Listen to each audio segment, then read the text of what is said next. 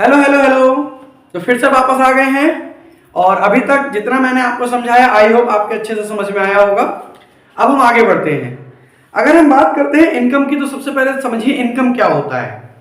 जितनी भी हम बिक्री करते हैं दिन भर में उसमें हम अपना लागत घटाकर, ठीक है, जितनी हमारी बिक्री हुई उसमें से अगर हम लागत को घटा दें तो जो अमाउंट हमारे पास बचता है वो हमारा इनकम कहलाता है।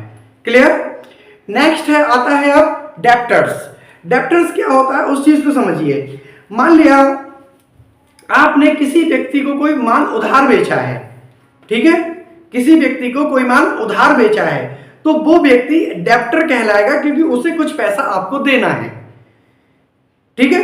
मान लिया आपने राम को कोई पेमेंट या कोई आपने चीज उधार बेची, अब राम को अगर आपको पैसा लौटाना है तो राम डेप्टर कहलाएगा। ठीक है, राम आपके लिए डेप्टर कहलाएगा। अब आपने श्याम से कोई चीज खरीदी है उधार, आपको पैसा देना है, ठीक है, श्याम को, तो श्याम क्रेडिटर कहलाएगा क्योंकि श्याम को आपसे पैसा लेना है।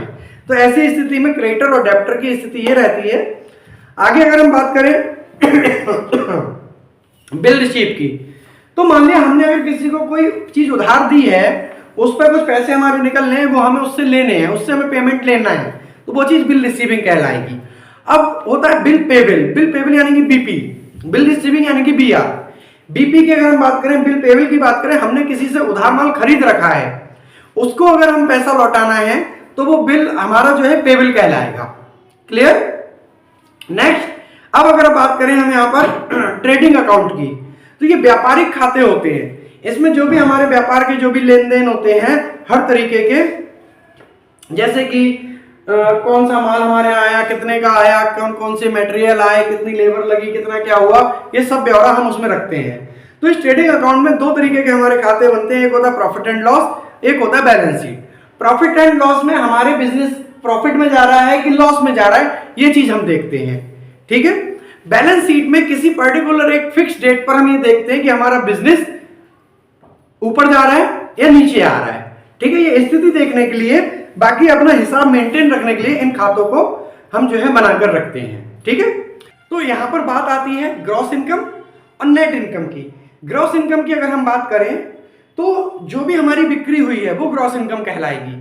ठीक है। और उसमें से अपने खर्चों को काटकर, अपनी लागत को काटकर जो पैसा बचता है वो हमारी नेट इनकम कहलाती है। ठीक है। एक होता है यहाँ पे बैड डेबिट्स। बैड डेबिट्स जो होते हैं वो हमारा डूबा हुआ पैसा होता है। मान लिया हमने किसी को उधार दिया, उसने मन बना लिया कि इन्हें लौटाना ही नहीं है, तो वो चीज हमारा बैड डेबिट्स हो जाएगा, जो हमारा मरा हुआ पैसा है जो हमें वापस नहीं मिल रहा है। ठीक है। बाकी इसमें और भी डिटेल है, धीरे धीरे उस पर भी चर्चा करेंगे। अभी के लिए इतना ही है, आप लोग इसकी प्रैक्टिस करिए। तब तक के लिए ऑल द बेस्ट।